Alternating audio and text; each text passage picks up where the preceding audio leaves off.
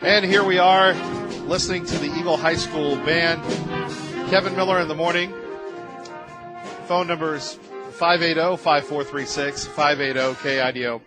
Coming up, we'll have Dr. Corsi and Ray. If you could just whisper in my ear when Dr. Corsi is there, we will go to him right away. Before that, though, we've got three students here from Eagle High School. Ma'am, why don't you introduce yourself, speak into the mic to the listening public. Hi, everyone. I'm Olivia Love, and I'm the ASB co-president here at Eagle High School. All right. Hi, I'm Olivia Osgothorpe. I'm a member of the EHS Choral Union. All right. And I am Maureen O'Neill, and I'm the president of the Choral Union here at Eagle High. Well, we've got a lot of executive branch representation here. Share with us your thoughts here about getting ready for Christmas break here at Eagle High School. We'll start with you, ma'am. It's really exciting. I'm also part of student council here, and we have a lot of committees that are setting up for the holidays, and we're decking the halls and just making sure that school spirit is up as we go into break, which is fun. Sure, and one of the great things about Eagle High School is not only do you have school spirit, but you always seemingly outreach to the community. The community here is very important. Yes, as part of our student council committee work this year, we're doing certain humanitarian activities that allow us to become closer to our student body and to make a difference in our community.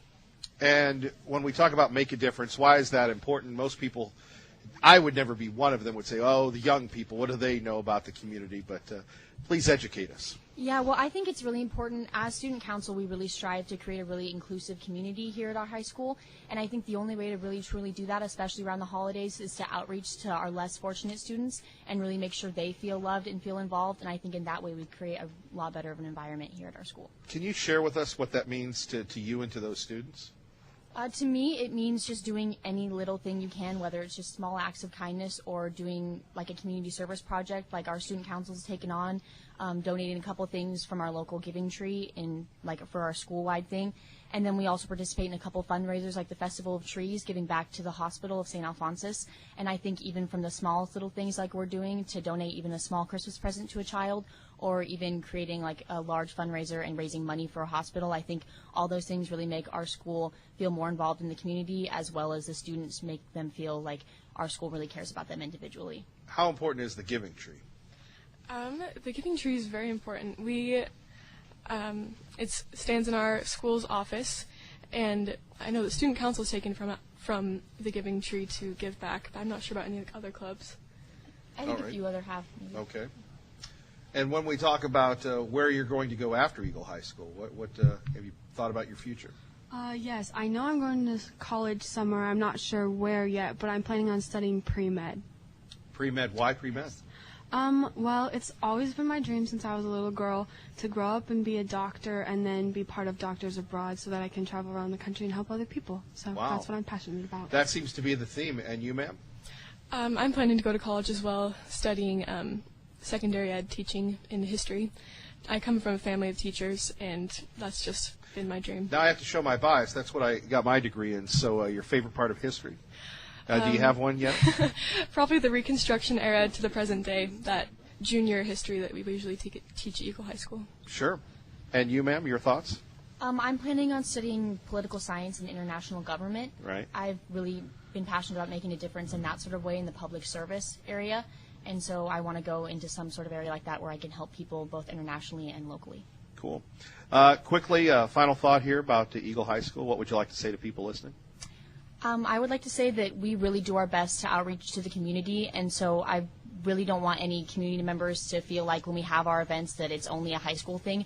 We really try to push all of our events towards the community as well as our school students, and so we really welcome everyone to come to our things like our block parties, our tailgates, sure. Even our dances and things. We really want to outreach to the community as much as possible. Okay.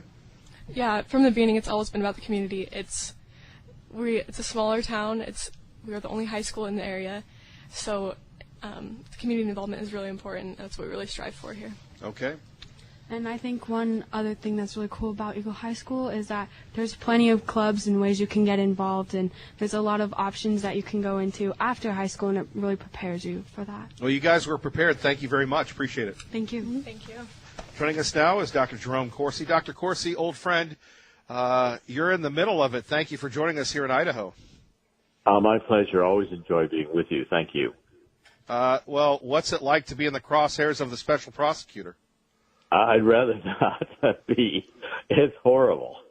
I mean, I've gone through a horror story. I mean, from the very first day, I went into trying to cooperate. I mean, I had done nothing wrong. I had nothing to hide. So I brought them my laptops. I gave them my cell phone first day. I handed over all my email accounts. Even helped the FBI download my Twitter and Google, which had that double verification on it. You have to verify it through your devices. And at the same time, the first day, I forgot a couple of emails. I hadn't had a chance to see my 2016 emails when I began testifying. And they were immediately saying they're going to send me to prison for the rest of my life. I mean, I went in to cooperate, and here, I'm 72 years old. I've never committed a crime in my life. Now I talked to Bueller for 20 minutes, and suddenly they're sending me to prison for the rest of my life. Well, Dr. Corsi, you have been with us for years, as well as so many folks in talk radio and WorldNet Daily, and your best-selling books and such.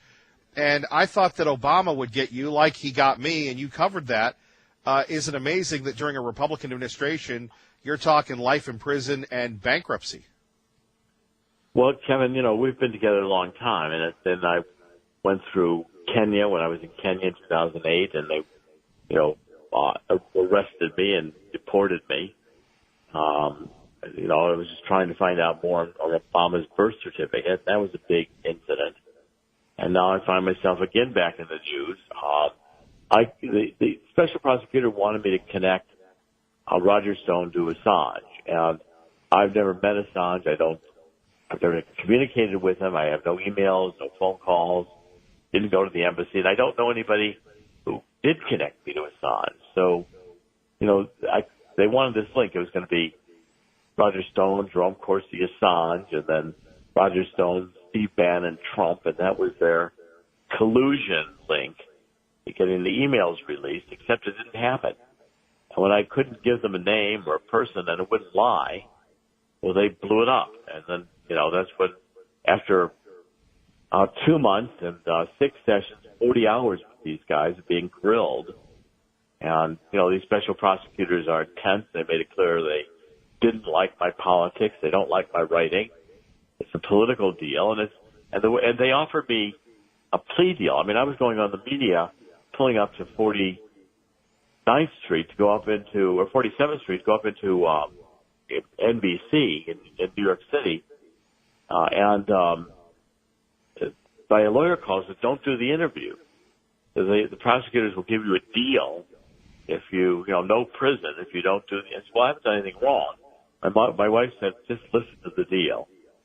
So I didn't do the interview. Then they offered me this deal. I would have to plead guilty to one count on the first day that, I gave them information that was, I knowingly and willfully gave them information I knew to be untrue, the intent to deceive them. Well, the mistake I made the first day, after I saw my emails, they let me come back and amend my testimony.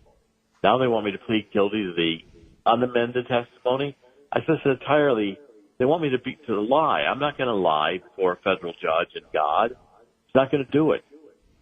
Send me to prison. I'm not going to lie to God to be sent to prison. I'm not going to do it. Now, Dr. Corsi, you're always working on books, and we love your bestsellers. Are you detailing this in your new book? Yeah, the new book is Silent No More. And it's out. It's going to be published in March, but I've decided that the publisher and I make more money on a hardcover. But as soon as it can get listed, there's the ebook going up. And I'm finishing the recording right now of the audio book. I've decided to read it myself. So we're going to have ways to read Silent No More or hear it, like immediately, within the next week or 10 days. So people can buy the hardcover when it comes out. It helps the ratings on Amazon. I'd love it to go into the top 100 book. But what I'm really interested in, because I want the immediacy, I wrote this book, Silent No More, like you're sitting right next to me. It's first person, and I describe what it's like to go through the Bueller investigation. You can feel it day by day. It's like reading a horror novel. It's hard to imagine this is America when you read how I write about it. what I actually experienced. Well, Dr. Corsi, I mean, you're on NBC, and this guy is throwing all these things at you, and you're trying to correct him, and you go, look, I could spend the rest of my life in prison. And I'm thinking, for what, Dr. Corsi? What have you done wrong? Nothing. Nothing. I couldn't give them what they wanted. I mean, how can they say that the law, it's not lying. The law is you knowingly and willfully gave them information you knew to be false with the intention to deceive them. Now, I gave them my computers. The time machine had every email and everything in it from 2016. It backs up your computer the way it looks at that moment 4 times every month. And I was using it throughout 2016. I hid nothing and gave it to them all. Well, I mean, how could I be trying to give them false information if I myself bared my soul to them and gave them all the information I had from the get-go? Dr. Corsi, what's it like to be in the crosshairs? Most of us, we hear you on the radio, we read your books, but I mean, here you are cooperating, being a good witness, and all of a sudden anything you can and say and write have been used against you. That's right, and they said they didn't like my books, that I take a fact here, fact there, and make lies out of them and convince millions of people of my lies, which, I thought was completely political statement. And you're sitting there, there's 3 prosecutors across from you. Jeannie Rhee, who the lawyer for Hillary Clinton on the emails and the foundation, and then Aaron Zelinsky, who was a U.S. assistant attorney under Rosenstein, and who also helped participate in the cover-up of Uranium One. And then the third one is Andrew Goldstein, who worked for Pret Bharara in the Southern District of New York. He headed the corruption division. I kept saying to Andrew Goldstein, let's talk about the Billy Walters case. He didn't want to. He said he wasn't involved. Well, the Billy Walters case, Pret Bharara convicted a Las Vegas gambler, Billy Walters, of insider trading. And for 4 years, the FBI under Bharara and Goldstein leaked grand jury information to the Wall Street Journal and New York Times in order to try to frame Billy Walters. Well, of course, Goldstein didn't want to talk about that. All these hardcore Democrats, they've only contributed to Democrats. Donald Trump says these angry Democrats. And 6 to 9 FBI agents in a closed room with no windows, an unmarked FBI building in southeast Washington, D.C., and in there for hours in front of this panel, just me and my attorney, being grilled and grilled. I said, my memory is terrible. I said, I'm not a human tape recorder. You can't push a button and I can tell you an exact conversation or an email I wrote 2 years ago. And they kept asking me questions. I'd give them an answer. They'd show me an email that I wrote 2 years ago. I didn't remember. They contradicted that. I said, why didn't you show me this first? No, we don't want to do that. We don't want you to remember, not reconstruct. Well, I can't remember. Well, it's impossible you can't remember, they said. It was a nightmare. Dr. Corsi, you usually cover the news. Now you're a part of it. Right. Is it reassuring the president last night tweeting about you and your cause and, saying, look, this is just, again, another frivolous prosecution, but, the cost, the stress must be indescribable. It's indescribable. It's very much of a roller coaster up and down. The whole family's affected. Is grandpa going to be in prison on Christmas Day? Your wife crying. My wife supports me and stands by me. Said she'd rather have me visit me in prison the rest of my life being the person I am than married to somebody who was broken by Mueller. So she's very strong. I mean, I was very grateful to Donald Trump for mentioning me. I thought that was quite generous. My only crime is that I support Donald Trump. And I worked and wrote to help get him elected in 2016. Now, I don't expect anything from him. He's got a very big job to do. I don't expect him to be out there thinking about me, but I was very grateful for the 2 tweets. He did one last night, he did one this morning, which mentioned me, and I was very grateful for that. Dr. Corsi, are you worried that they're monitoring everything you say right now? Oh, I know they are. This interview is being monitored right now. I have no doubt about that. In fact, I'm going to have my attorneys start filing motions to find out how long I've been under surveillance. I may have been under surveillance in 2004 when I co-authored Unfit for Command.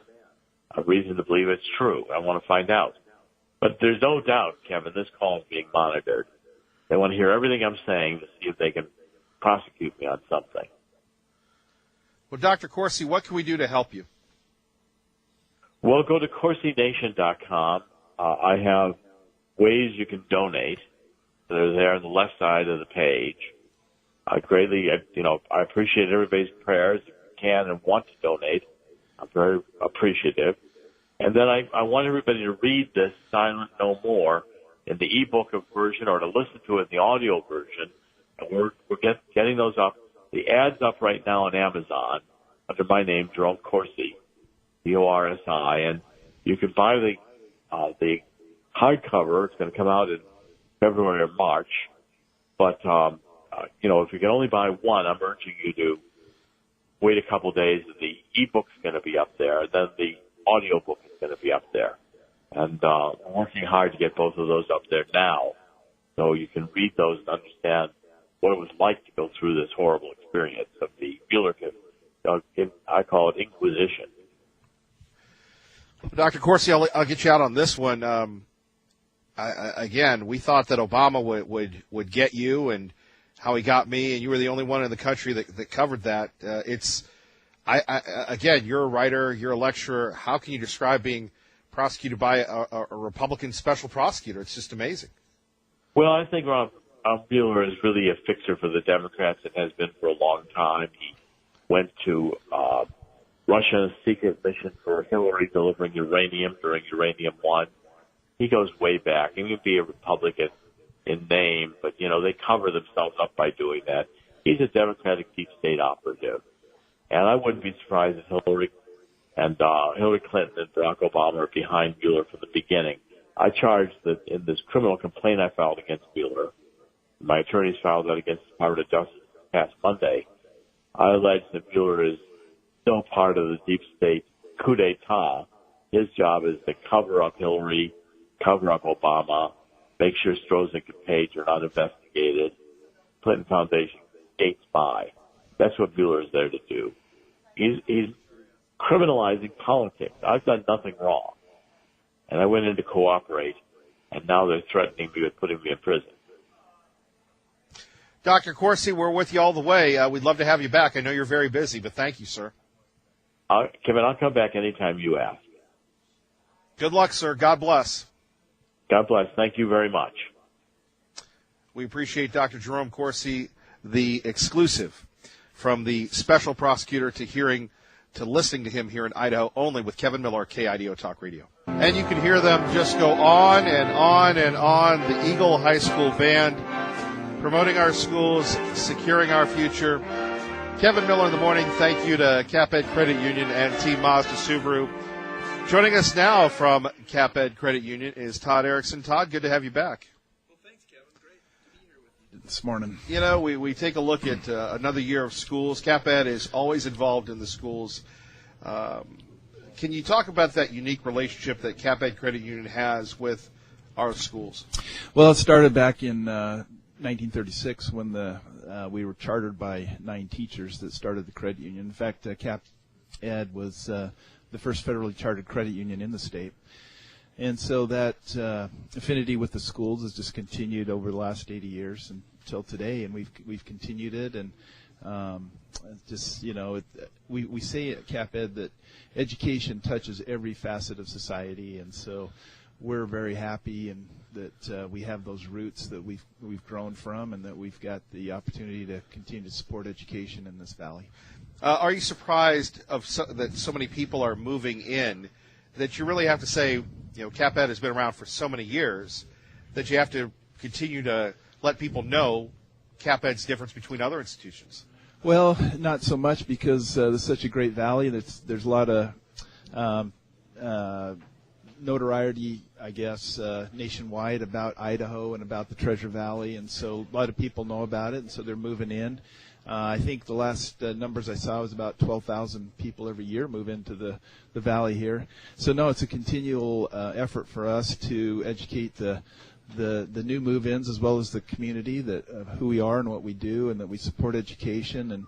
And if you go to our website at www.caped.com, you can see that it's more than banking; it's making a difference. And we've got 75,000 members now, and their support for CapEd helps us support education and early childhood literacy and financial education, and so everybody coming in to support CapEd, we can continue to do the things that we do. Well, you have some great programs, like when you open up an account, when you bank at CapEd, you can pick a school to make a difference at. Yeah, it's called Get Give. Get $100 and give $100. So if you come in and open a checking account with us, we've got reward checking accounts, high yield checking, and cashback checking. Choose one of those two accounts, and we'll give you $100 once you qualify. And then you can choose which school you want to donate $100 to that we pay for, and then even some department in the school if you want it to go to the band or to the dance team or athletic program or whatever. We'll donate it to that part of the school. When we take a look at the Treasure Valley, are you surprised? I mean, we've been doing this for many years, and I used to ask you, well, what's the state of the economy when we had empty cul-de-sacs? Cul-de-sacs aren't empty anymore. They're not, and construction is vibrant here. Anybody who's a builder or building buildings knows that it's hard to find workers out there because there's so much construction going on, both on the residential area as well as the commercial area. And so it's just a tribute to this area and the great quality of life that we have here, and a great place to raise a family. And so a lot of people are moving in. But it's much different than it was back in 2006, 2007. Right.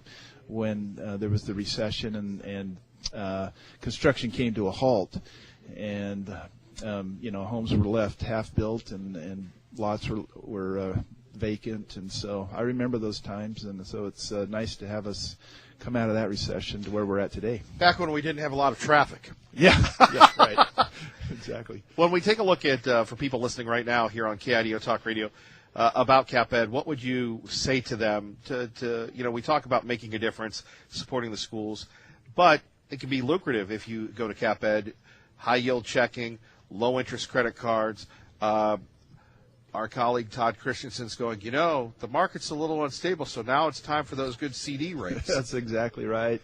Yeah, we've come out with some CD rates just for that purpose, because lending has been really good for us over the last 5 to 10 years, and we need to keep those deposits coming in so we can continue to lend to our members and future members. And so those CD rates that we have that members can go to at our website, caped.com, and get the rates, and we try to give the best rates that we can to our membership, and in the form of dividends on certificates of deposit, or the high yield checking account was paying currently paying 2.5% APY. Exactly. Yeah, and so that's those rates are a benefit of our membership, and like I said, coming in and supporting us helps us enrich the community, and doing things like our teacher grant program that we've had for several years, where we give $750 grants a month to teachers who have projects in the classroom that they're trying to improve instruction, and they have things that they want to do that they just can't quite get the funding for. So we try to help out in that way also. Todd, we appreciate you. Thank you, sir. Great. Well, thank you. I appreciate you, and it's always good to see you. Well, we're always on the trail. Thank you. Okay. Let's go to traffic. Good morning, Dave. I'm just Channel 7's Eric Everett. Kevin Miller in the morning, 107.5 FM, 580 AM, KIDO Talk Radio. Let's find out what's happening in your world. Good morning, Maggie. Good morning, Kevin. And once again, welcome back. Promote our schools, secure our future. Kevin Miller in the morning here at Eagle High School. Thanks to CapEd Credit Union and Team Mazda Subaru. Remember, if you miss any of our interviews, You can always go to KIDOTalkRadio.com, and you can check out the podcast. Thanks to Ray Amaya for getting us Dr. Corsi, and, of course, for the great work on the podcast. Anna Bemis joining us once again, career counselor. Good to have you with us here. Yeah, hello. So we've been talking to your kids. We've been checking up on you. You have now. They are some amazing students. Well, when we talk about counseling kids, I mean, a lot of us adults still haven't figured out what we want to do. So what's the unique challenge? One of the unique challenge, well, luckily for me, I have a lot of support from our staff here. So I'm able to get students down into, my college and career center and having those conversations, individual group meetings, spending sometimes up to, 90 minutes with a group of 30 students, getting to sit down, work on a college application, work on a resume, just to, get some of those steps and checked off. Definitely is one of the best things about this school is just being able to work with students. Sure. Why is that important? Well, they definitely need, some of them have no direction. And so being able to sit down and have that conversation and narrow in on some of the things that they're interested in and guiding them into some of the different pathways they can go just with an interest, with a hobby, something they're passionate about. What advice would you have for parents not only at Eagle, but listening right now that have kids and, junior, senior, sophomore, and they're trying to get their kid to figure out what they want to do? Definitely. So I always encourage parents to really start early. Start having that conversation early. There are lots of events at high schools early on to get their parents informed, students informed. So making sure they're coming out to, a financial aid night. When colleges are visiting, I really encourage even our freshman students to come in when a rep's visiting. So really starting early is one of the most important things. And, if a parent knows of a job that their friend has, and get their student out there to go job shadow maybe for an hour, because once you check that off, if you really like that job, then you can definitely follow that pathway. But hey, that wasn't really an interest for me. Okay, on to the next thing. So it's really good. Start early. Is there a challenge sometimes to get people to look at either higher education or trade, because education can be intimidating, can be uncomfortable for some? Definitely. You have this parentheses college, and it's exactly college, and it's so different from high school. It definitely that transition can be really scary. I really have this conversation a lot with students. Okay, in the next 6 months, you're going to be out on your own. You are graduating, and really trying to help them transition. We definitely have a nationwide epidemic, which is called the summer melt, and students leave high school and then aren't showing up in the fall in college. So we're really trying to help. What's that called again? It's called the summer melt. The summer melt. Okay. So that big passion and we're going to college, and then something happens in between the summer. So that's where I really try to really enforce that transition. And if I can help, parents or students over the summer, if they need, they didn't have a plan leaving high school, now all of a sudden in August they definitely want to go into college, I'm always available for them. What would be your advice for people trying to get into college, or what is your advice? Anyone can go to college nowadays. They have anywhere from community college up to, really prestigious private schools. Really going to college, you want to at least have a focus. You don't want to go into school not really knowing exactly what you want to do, but at least allow yourself to explore. Sure. Yeah. Anything else you'd like to share with us here? Morning? So this morning I had one of our students here just tell me that she was nominated for the state of Idaho as the U.S. Senate Youth Program nominee. So she will represent Idaho back in Washington, D.C. in March.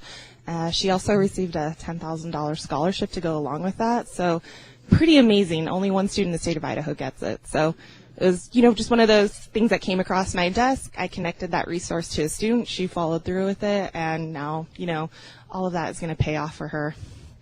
And how does that make you feel? Oh, it's just amazing feeling, but it's also amazing feeling for me to watch these students, definitely take some of these resources that you give them and follow through. That's just such a huge, important tool and skill these days to have. Indeed. Yeah. Well, anything else? Nope. Thank you for having us. Thank you for coming out to Eagle High School. We appreciate you. Thank you. Uh-huh.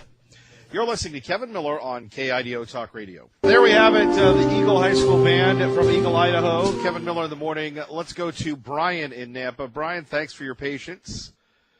You're on KIDO Talk Radio. Good morning, Brian. Hey, no problem, Kevin. I just wanted to tell you, share a story about a couple of my family members that were in World War II. my grandpa served and his brother served, and my grandpa got off kind of easy. He just helped make uniforms with a whole bunch of women, so he didn't actually, serve in combat, but he was away from family. But his brother Grant was right in the tip of the spear. He used to be a flamethrower. He'd talk about the enemy coming out of caves and he doing his job there, and unfortunately that wasn't pleasant, but he said he'd never forget the sounds and the smells of that. And he also talked about crawling into caves with only a 1911 and pushing the enemy through the cave and not knowing what's around each bend. And he survived the war, but unfortunately it took a toll on him. Mentally, I'm sure he had post-traumatic stress, but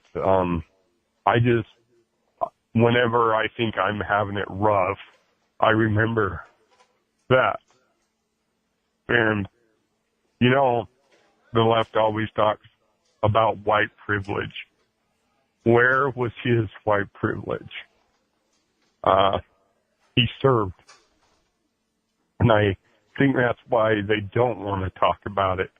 Because if they talked about what really happened, they'd have to deal with realities of that. And it wakes you up when you hear those stories. And I would just encourage everybody. The reason vets don't talk about that, even the World War II vets, is they're afraid of judgment. And they can read people and they know who will judge them for what they did in war. And they don't share it with those people. And unfortunately, we've lost a lot of those men. So just don't think of that. Appreciate them and be willing to sit down and listen to their stories and thank them for it.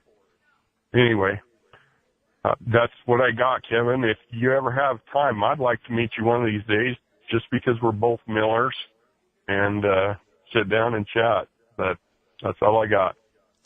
We'll definitely do that, Brian. Thank you, and I hope you're feeling better. You're in my prayers. I am. I'm getting better.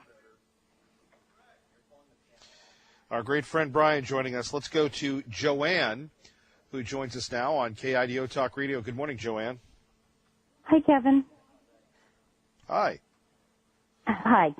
So I was calling in just as a shout-out to Eagle High School and to you for broadcasting from there this morning for one of your great schools. I'm a parent, and I'm also a volunteer in the attendance office on Fridays. And I've had all my kids go through Eagle High School. It's been 8 years, and now our baby is a senior this year. And they have spanned every gamut of